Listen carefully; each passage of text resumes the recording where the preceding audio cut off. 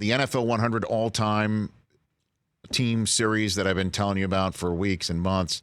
Episode 5 of 6 will be Friday night at 8 Eastern time, involving the wide receivers. Last week with the tight ends and offensive linemen, it was my favorite moment of the entire series to date that's aired. And just to set the stage, Tony Gonzalez of the tight end group is sitting there. Anthony Munoz, the offensive lineman, sitting right in front of me. And Belichick and Cris Collinsworth to my right, as they have been for the entire series. And we're talking about the next 2 coaches to be named to the all-time team list. Paul Brown of the Bengals. Mm-hmm. But before that, Vince Lombardi is named, which led me to ask a question of Belichick that everybody's been wanting to ask him, I think. And I took a shot here. And the Belichick, who's been so effusive and passionate, disappeared. Take a look. Okay, it's a good question. And joining us on the show from Football Night in America, Cris Collinsworth, Sunday Night Football. I forgot how funny that was. I forgot about that one. That's great. I mean, you turned to me, you're like you knew you were going to get shut down, but I asked him. Come on, Rich, you knew what was going to happen. Oh, it was great. That was like the Lawrence Taylor stuff. I'm telling you, because I'll be honest with you, I haven't seen the last 2 shows. We've been trying to crank out all the stuff we're doing on Sunday night, but the Lawrence Taylor stuff, it just fractured me. I mean, I literally could not. I had to get myself back together after watching that guy. He was so funny. He was, and he was only slated to stay for 1 segment too, and he stayed for several of them, including the Joe Green segment. That, Cris, I mean, and this was a moment where I think you and I kind of shared a look with each other too. That at least I recall this, is that Belichick asked the first question of Joe Green. And I thought to myself, he goes, I got to ask you something. And I thought in my head, I'm like, okay, here comes a question about the Steel Curtain or about Chuck Noll. Instead, he asked him about his Coke commercial. And I'm like, who is this guy? I'm like, right? I think that was the biggest takeaway, and I thought it would be after we finished all the shows, is that this was a Belichick. I think that maybe you and I had seen at various times, away from press conferences, away from, whatever, production meetings or whatever, that there's this human element to this guy. But it came out a lot more than I even expected.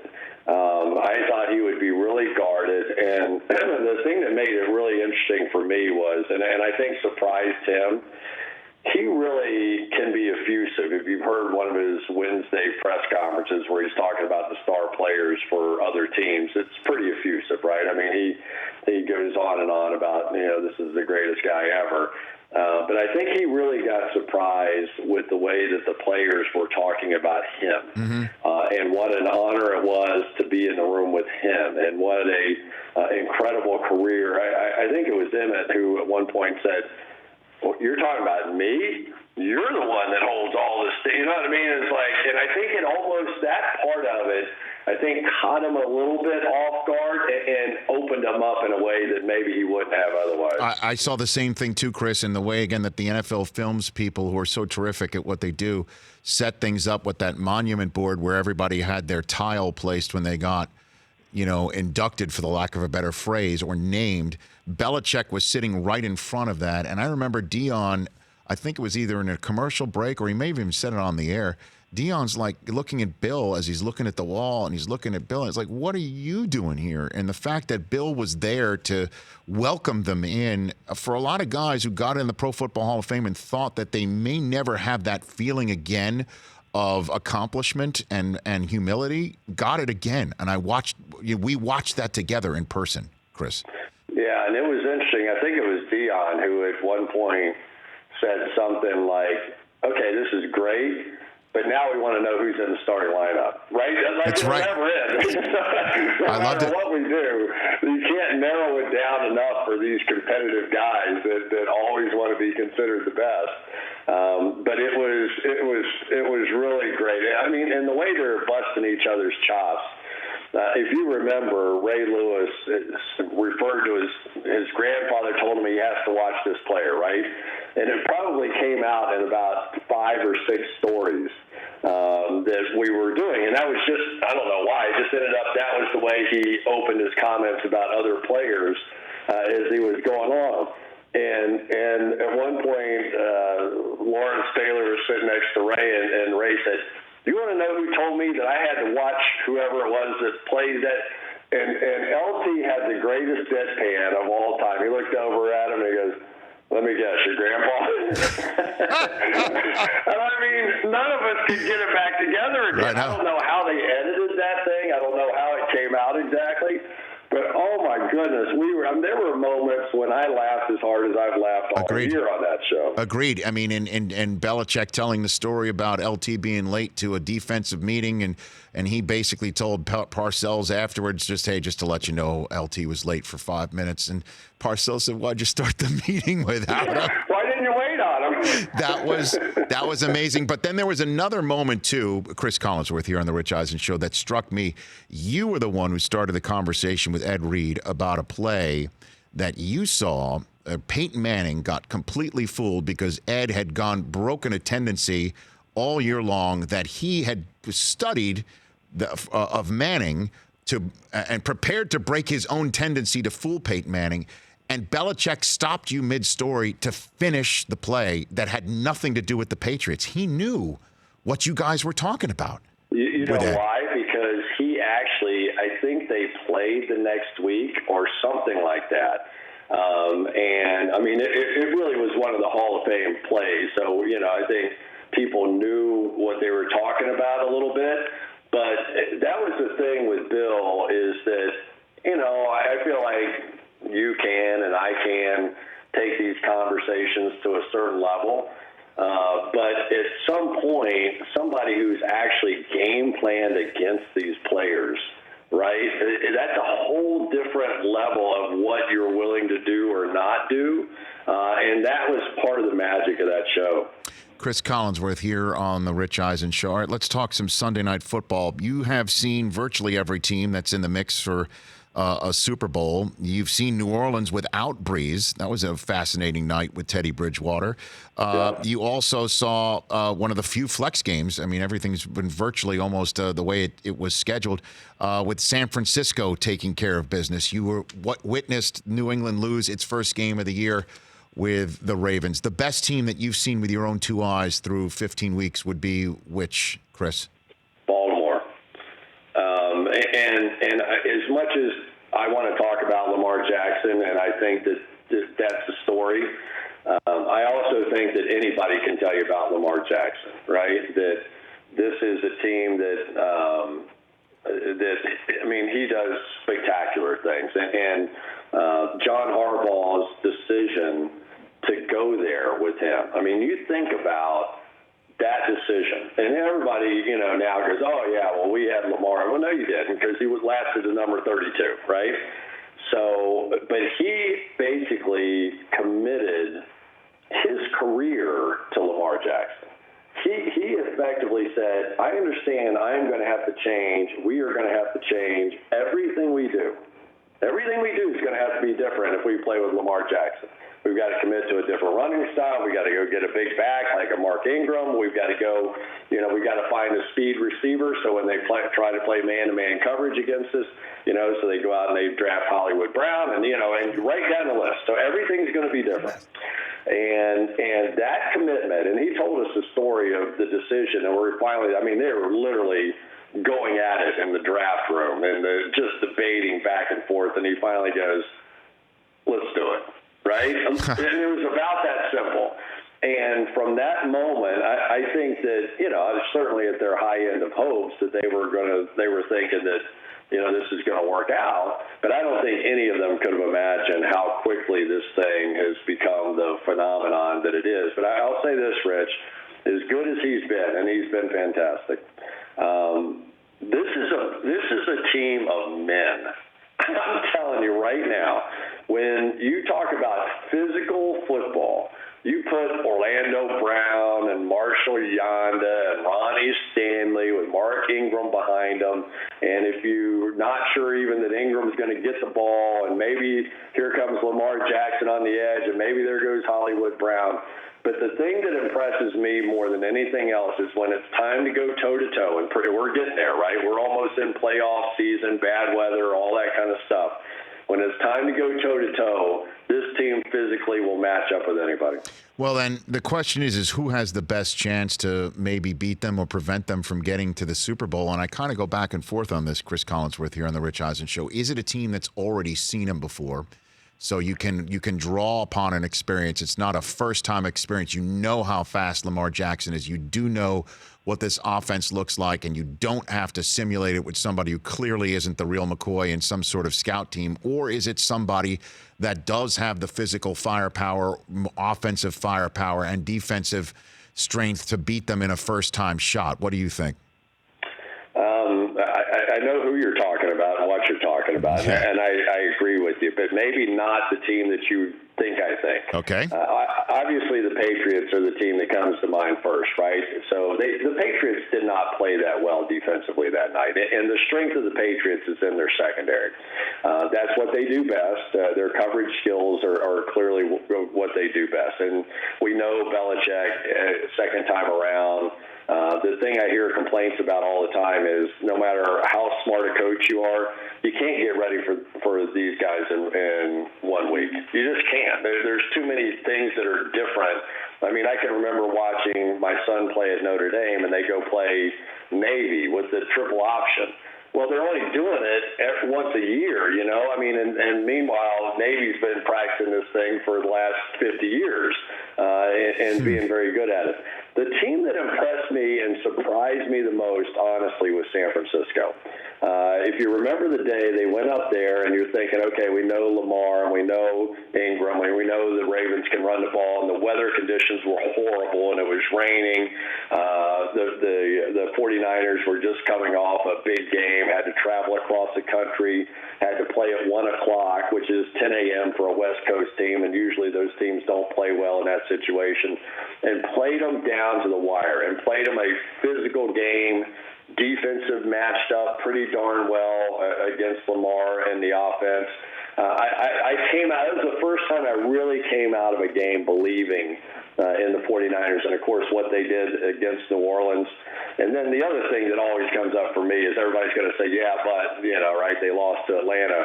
But how many times do we see a team play their best game of the year, which was in New Orleans, no question, for San Francisco, and turn around and can't get close to that effort the next week because you spent the whole week at restaurants and bars with everybody telling you you're the greatest thing ever because of the Saints. It's a matter of fact. So, I still think San Francisco is the team to really watch. Yeah, they also didn't have 6 defensive starters because, man, I mean, talk about attrition to go from Baltimore to New Orleans. I mean, that is no joke. Cris Collinsworth here on the Rich Eisen Show. 2 more questions for you. So the team that you think maybe not be in the top 2 seeds, radar screen. Nobody's talking about Green Bay, even they are a top 2 seed. Kansas City has improved defensively throughout the last few weeks. They add T-Sizzle now. Give me a team that you think can make a run here and win it all, Cris. Kansas City. They, I just got finished watching their tape, obviously, and I thought Mahomes looked like MVP Mahomes again. Okay. It was really one of the best games I've seen all year from a player. Playing in the snow and the weather and all that stuff just added to it. But he made one throw in that game that I played it back 25 times. So he was looking left, and nobody was there. And all of a sudden, he started his throwing motion as he was turning his body back to the right. And his tight end on, not Kelsey, but the other tight end, 81, and I'll think of his name in a second. But is standing there over Blakeville, over on the sideline. He's standing over on the sideline. And I'm telling you, this throwing motion started as he was turning in that direction. There was no way he could have seen him. There was no way he could have known he was wide open on the sideline. And yet somehow that throwing motion just started all at once. And I can't wait to talk to him and say, how did that happen? Just explain to me. I'm going to show you this play in slow motion. Right. And when he starts making those kinds of plays, and he starts running the way that he is, and he starts sliding like he's a real baseball player instead of just trying to survive and not hurt his knee again, I just see some of that magic. And defensively, the thing that people probably won't know is that Spagnuolo has put in a little Belichickian about every defense known to man. And they basically change coverage, it seems like, on every single snap of the ball. Huh. So while that may not look good early in a season, late in the year, that sort of versatility and ability to change midstream is going to pay dividends. Yeah, Blake Bell, I believe, is who you're referring to. And, yep, you're exactly right. And it's Chiefs and Bears on Sunday Night Football. And then I'm assuming you're making arrangements for Seattle, right? Are you guys planning on Game 256 being San Francisco at Seattle for the last game of the year? That would be nice. Yeah, I mean, that's the way it looks to me. That would be nice. Yeah, I think that's the one we're hoping for. Exactly. Now, last one for you, Chris. I will say this, and I don't mean to embarrass you, but Al loves you, man. It's been just such a pleasure of mine since moving to Los Angeles to get to know Al Michaels. And so when I told him I was doing the show, the NFL 100 All-Time Team show with you, he's just like, wait till you get next to him. And you were dynamite on this show, Chris. You were amazing. And I knew you had the ability to converse and talk in a studio setting.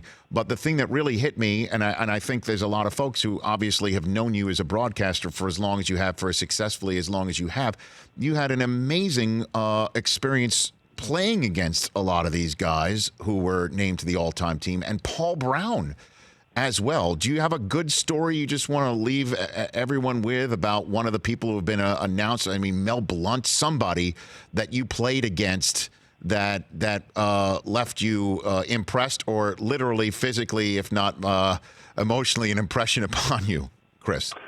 They all left a lot of impressions on me, but probably Jack Lambert, after I caught a ball one time over the middle in my rookie year. And I came walking, I was sitting there, and Jack sort of gave me the knee to the groin and the elbow to the chest and grabbed my face mask and gave me one of those, Collinsworth, if you ever come over the middle again, I'll kill you. And I was like, all right. So I kind of staggered to my feet and walked back over the huddle, and Anthony Munoz is over there, and I got this big smile on my face, and Anthony said, "The heck you smiling about, man? Jack Lambert almost killed you over there." And I said, "I know, but he knew my name, man. Jack Lambert knew my name." I mean, it was a thrill for me. We got a chance to sit amongst greatness. You were your usual fantastic self. Thank and you. You know what it felt, Rich? It just felt casual, didn't it? Yeah, it felt casual. It felt neat. It was really cool. It was a great feeling to it all. I agree. Just everyone was left buzzing, talking about how special the shoot was, and how obviously NFL Films would have 6 months in an edit bay to make it work. We all knew how great it was. And again, that Lambert story, that I think wasn't Lambert the one that Belichick started talking about, how Lambert got his first shot in college because the guy in front of him on the depth chart left to be a security for the Rolling Stones. I mean, wasn't right? That's right. I mean, like, again, Belichick, we're like, what are you talking? Like, is he giving us Rolling Stones football trivia? That was amazing. The thing that I came away with was, man, wouldn't you like to be one of the Jimmy Johnsons of the world that got to go on his boat after the season when he was really just had a beer in his hand and totally out of gear and just sitting and BSing around and telling football stories with, and it would be great. But the other thing that I came away from that whole thing was, God, I'm really old, man. I mean, I literally either grew up watching as a kid, playing against, broadcasting almost everybody on that board. I mean, there, other than the ones that Belichick brought back in black and white. That's right. I mean, I really had a first-hand recollection of of almost everybody on that team, and that was what struck me more than anything else. Is, man, you are old. Yeah, you know what? But I took it as just you being a perfect analyst to sit next to Belichick, and for me to enjoy sitting next to you for that. It was awesome, and I appreciate this call, too. Have a great call with Al Sunday night in Chicago and beyond. We'll be chatting down the road, Cris. Thanks, bud. Good talking to you, Rich. You got it. At Collinsworth PFF. Don't forget about everything that he does with Pro Football Focus. He owns it, and he brings it every single Sunday night on NBC. Cris Collinsworth here on The Rich Eisen Show. For more of The Rich Eisen Show, tune to Audience Channel 239 on DirecTV for free on BR Live or download the Rich Eisen Show app.